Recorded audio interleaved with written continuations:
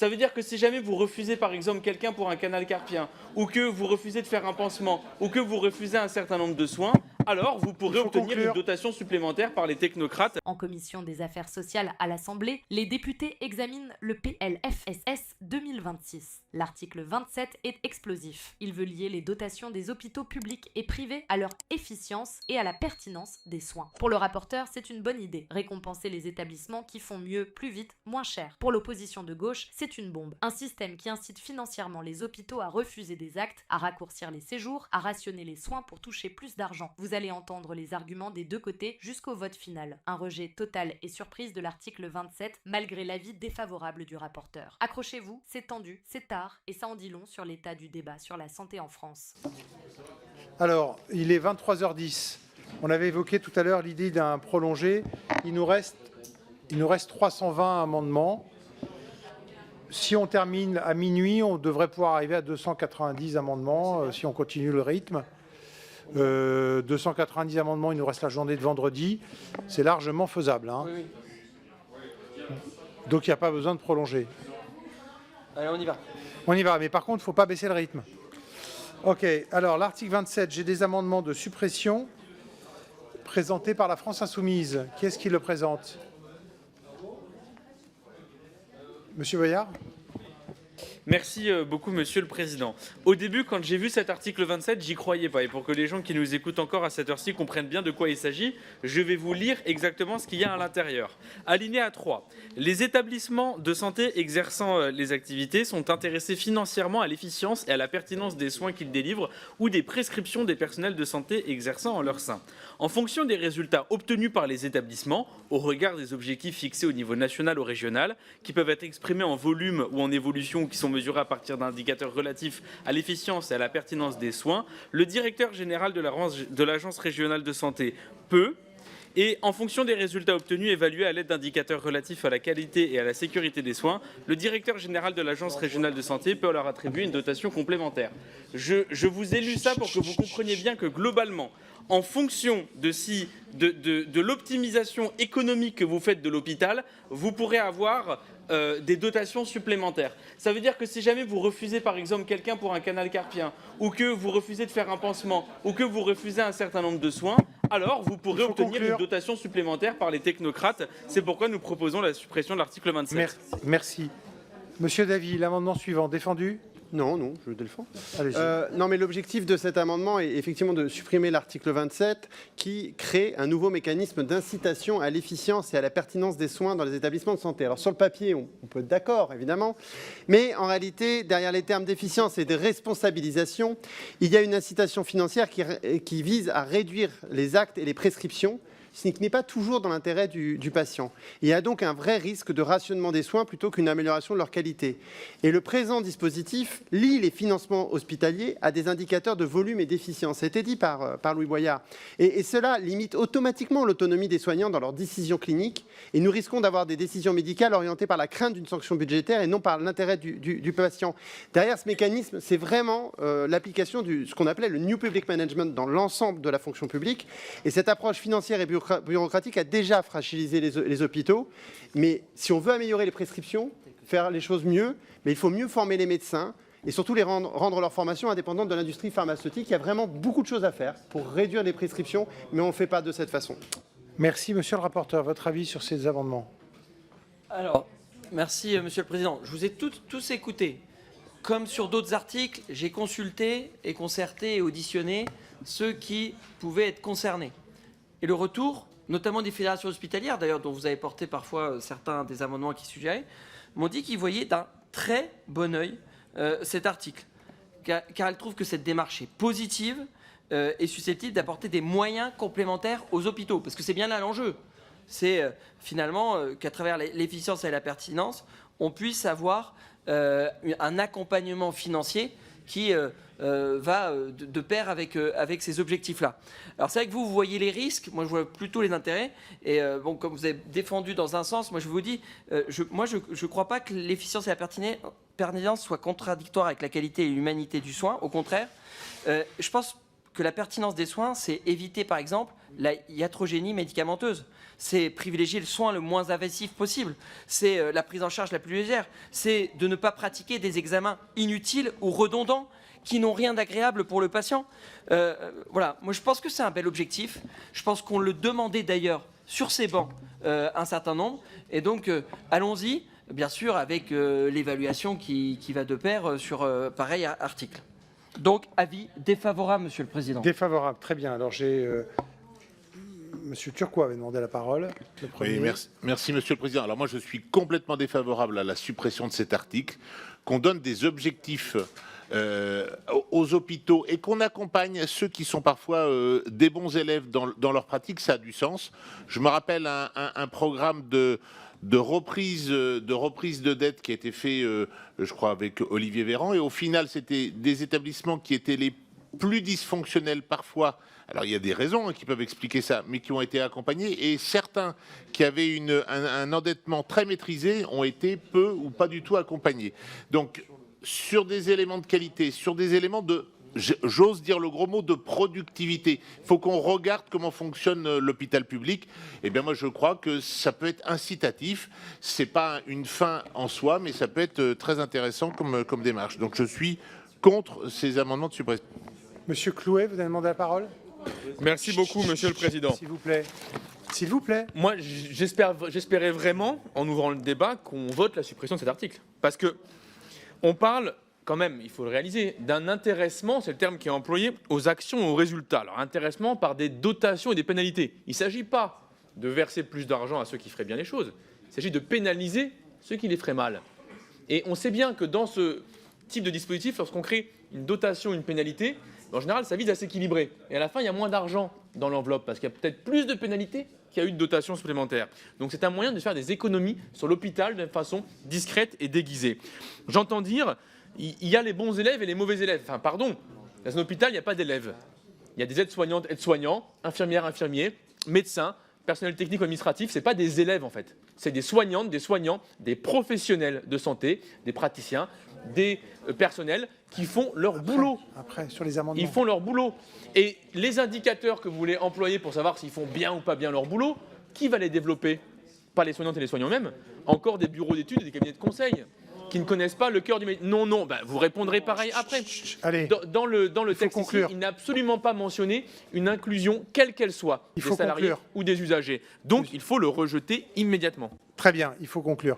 Je vais mettre les amendements de suppression aux voix. Qui est favorable aux amendements de suppression? Qui est défavorable? Ils sont rejetés. On rentre dans la discussion des amendements. Le 1016 n'est pas défendu, le 1017 n'est pas défendu. Le 9, Madame Runel. Merci. Du coup, ce que nous souhaitons, et c'est pour ça que nous voulions avoir le débat, c'était pouvoir vous présenter cet amendement qui vise à préciser les caractéristiques de santé du territoire pour qu'elles soient prises en compte dans l'élaboration et l'analyse des résultats qui seront obtenus par l'établissement. Et on le sait, tous les territoires n'ont pas les mêmes réalités locales. Le rapporteur nous l'a suffisamment dit. Toutes les populations n'ont pas les mêmes besoins en soins. Et donc, ce dispositif qui serait appliqué uniformément sur l'intégralité du territoire entraînerait quand même de graves inégalités entre les établissements. Et donc, à travers ce dispositif, nous proposons que les caractéristiques soient bien prises en compte. Merci, monsieur le rapporteur. Sur cet amendement 9. Merci, Monsieur le Président. Je pense, Madame Runel, que la précision que vous souhaitez apporter est inutile et je pense qu'elle est mal insérée dans le texte parce que ça aboutit à une phrase dont le sens n'est pas clair. J'ai regardé ce que vous rajoutiez à cette phrase et je pense que c'est... Moi, je propose une demande de retrait pour que vous le retentiez en séance. Vous le conservez? Ok, vous le maintenez, pardon. Alors, j'ai deux demandes de prise de parole. Madame Dubré-Chirat, vous êtes pour ou contre l'amendement? Contre l'amendement. Alors, allez-y. Juste, je veux revenir sur cet amendement, effectivement, sur ces caractéristiques parce que je pense que dans cet article, on a quand même une difficulté. On a dans les hôpitaux des classements des médecins sur leurs compétences et des comparatifs par rapport à des spécialités. Mais ce qui serait plus judicieux dans les hôpitaux, c'est d'avoir des contrats d'objectifs et de moyens avec un financement et un contrôle. Mais c'est aussi les problèmes.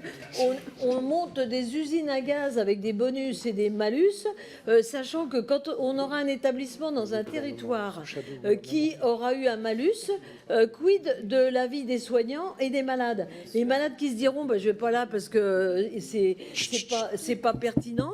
Donc je trouve que c'est quand même un dispositif qu'on ne saura pas gérer parce qu'on est incapable de faire une liste de critères simples, communs à tous pour pouvoir permettre de faire ça. Donc je pense que c'est un leurre et c'est vraiment pas utile sous cette forme-là. Merci. Madame Rousseau, vous êtes en soutien de l'amendement? Oui, en soutien de l'amendement, je vais juste... S'il vous plaît. Je ne comprends pas qu'on n'ait pas supprimé cet article parce que vraiment... L'hôpital public croule sous les contraintes administratives. On l'a vu de toutes les réformes les unes après les autres. Et là, par ailleurs, il y a quand même un sujet autour du territoire. Si un hôpital n'a pas suffisamment de moyens, il va être dysfonctionnel. Donc, il peut être sanctionné pour cela. Alors qu'en fait, déjà au départ, le sujet, c'est qu'il a moins de moyens. Et donc, l'amendement de ma collègue Runel, c'est une manière de prendre en compte les contraintes de territoire. On peut quand même imaginer qu'un hôpital public... dans l'ouest parisien ne soit pas dans la même situation qu'en Seine-Saint-Denis ou ailleurs sur le territoire français. Donc en fait, c'est absolument indispensable, à minima, de prendre en compte le contexte dans lequel évolue l'hôpital. Merci, très bien. On va mettre l'amendement aux voix avec un avis défavorable du rapporteur. Qui est pour l'amendement? Qui est favorable à l'amendement? Qui est défavorable? Il est rejeté. Madame Amiot, le 351. Oui, merci beaucoup, Monsieur le Boyard, Président. pardon. En fait, quand on va dans un hôpital, les gens, ils nous demandent pas ça, en fait. C'est évident que c'est une idée stupide de dire plus vous faites des économies, plus on vous donnera de moyens, moins vous faites des économies, moins on vous donnera de moyens. On parle de soins, on parle de santé, on parle d'un hôpital qui est malade. Même McKinsey n'est pas assez diabolique pour pondre quelque chose comme ça. On parle de santé, on parle de soins, mais un technocrate, même un technocrate n'est pas censé pondre ce truc. Je ne comprends pas comment on peut se dire que quand il s'agit de soigner des gens, ça puisse apparaître être à quelques moments que ce soit une bonne idée.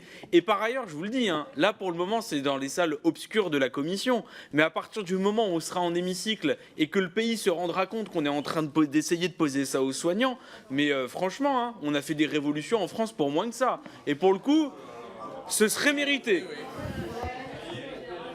Bon. Vous ne l'avez pas exprimé, mais c'était un amendement de repli, c'est ça? C'est marqué dessus.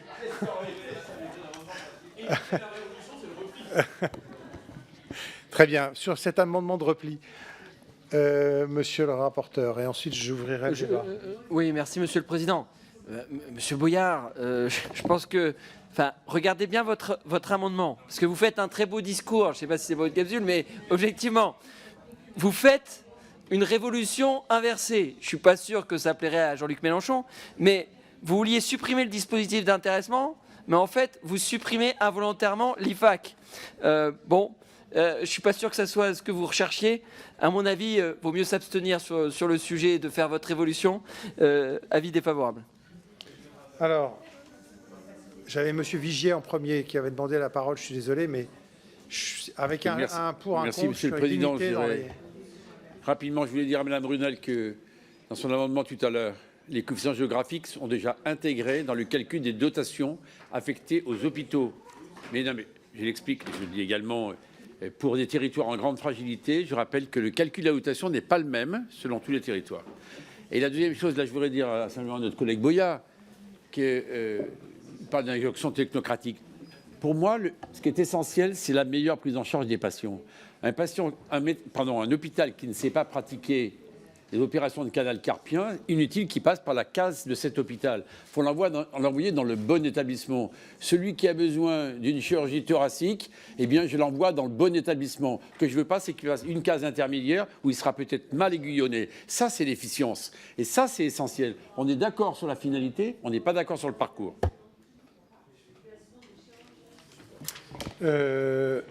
Monsieur Boyard, oui.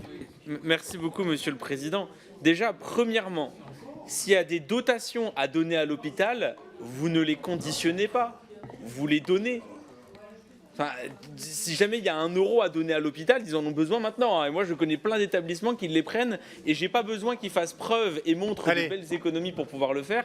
Et deuxièmement, enfin, en fait, si jamais votre priorité, c'est la bonne prise en charge du patient, vous risquez de vous retrouver dans une situation dans laquelle, par exemple, un service ou un hôpital qui n'a pas été suffisamment efficient se serait vu retirer des moyens. Et donc, du coup, à la fin, c'est le patient qui le payera. Et disons-le, à la fin, c'est les soignants qui le payeront parce qu'ils se retrouveront sous-dotés. Et même s'ils n'étaient pas sous-dotés, vous allez les mettre dans une position dans laquelle, à chaque fois, ils devront s'interroger. Si jamais je ne fais pas suffisamment d'économies, eh ben, je n'obtiendrai pas ma subvention. Et si jamais je veux ma subvention, eh ben, faut que je fasse des économies. Bon. Vous mettez une ambiance de mort dans l'hôpital, encore davantage que ça ne l'est déjà, ce n'est pas nécessaire. Bon. Bon, allez, essayons de ne pas être caricatural non plus. Bah, si je peux me permettre. Bon. Allez, on va voter l'amendement. S'il vous plaît. S'il vous plaît, s'il vous plaît. On va voter l'amendement avec un avis défavorable du rapporteur. Qui est pour? Qui est pour l'amendement? Qui est contre?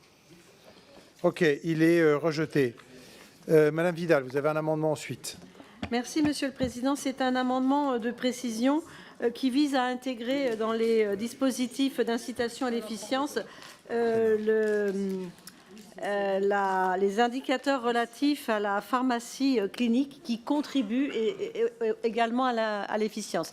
Et en 2 secondes, je voudrais dire que globalement, sur la philosophie de cet article, inciter à la qualité, l'efficience, c'est une valorisation des pratiques professionnelles. Et donc, il faut absolument inciter les professionnels à faire cela. En revanche, je pense que l'article mériterait sans doute d'être réécrit et parce que les pénalités, ce n'est pas avec des pénalités qu'on développe une culture qualité et qu'on incite à la qualité. Donc, il y a vraiment une philosophie à travailler pour pouvoir rendre cet article opérant. Merci. Monsieur le rapporteur, sur cet amendement.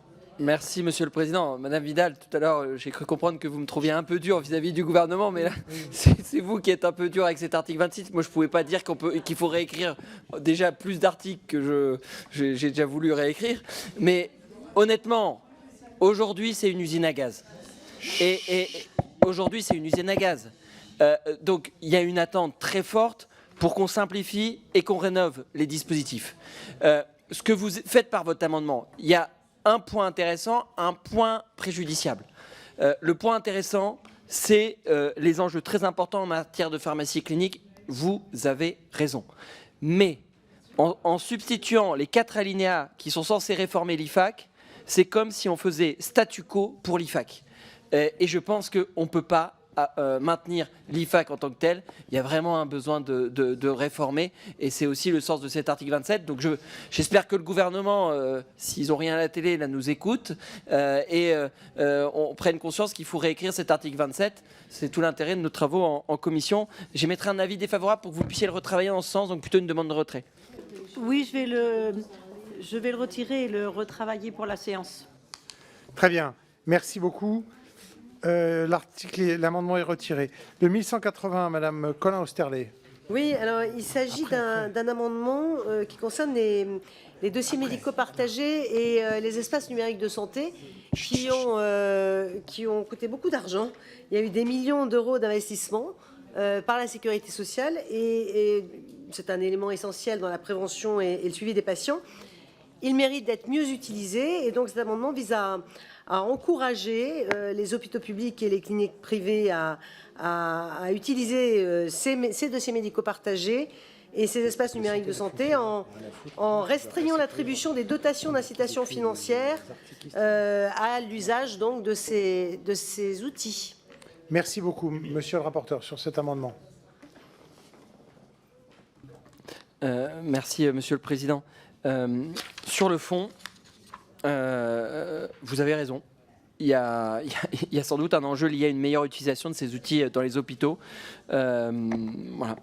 Les critères relatifs à la consolidation du TMP, on en parlera, je pense, tout à l'heure ou vendredi, je ne sais pas en termes de délai, mais c'est un des enjeux.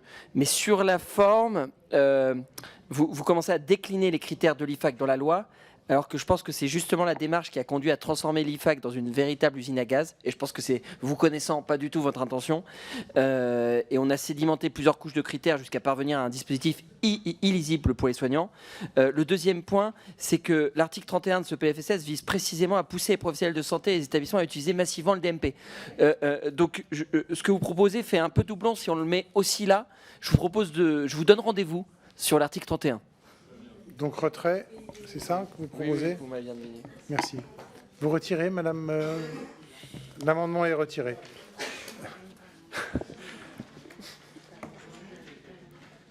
Madame Cornelou. L'amendement suivant. Merci, Monsieur le Président. Le prélèvement et la greffe d'organes constituent une priorité nationale.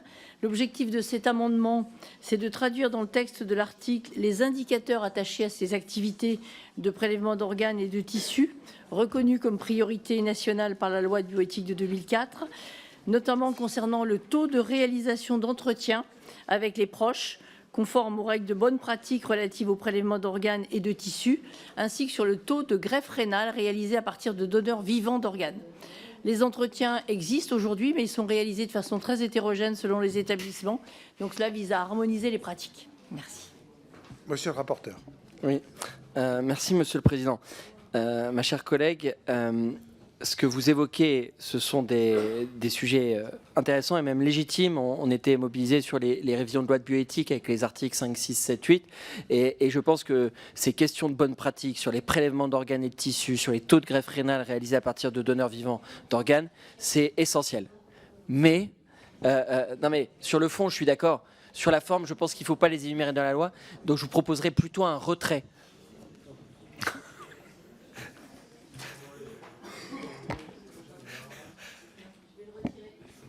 Ah, bon. Là, on va voter l'article 27. Je suis désolé, Michel. Non, Michel s'était inscrit pour être orateur sur les différents amendements. Ils sont tous retirés les uns après les autres, donc Michel ne peut pas prendre la parole. Donc c'est pour ça que je me tournais vers lui pour dire j'étais désolé. Il voulait dire que c'était majeur en termes d'efficience, et il a raison, Michel Lozana. Bon, alors on va mettre l'article 27 aux voix, s'il vous plaît. On va mettre l'article 27 aux voix. Qui est pour l'article 27? Ne pars pas fâché, reste avec nous. Qui est pour l'article 27? Qui est contre?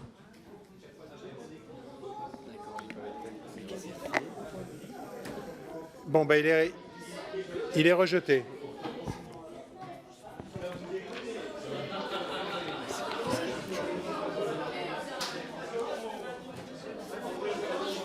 Il est rejeté.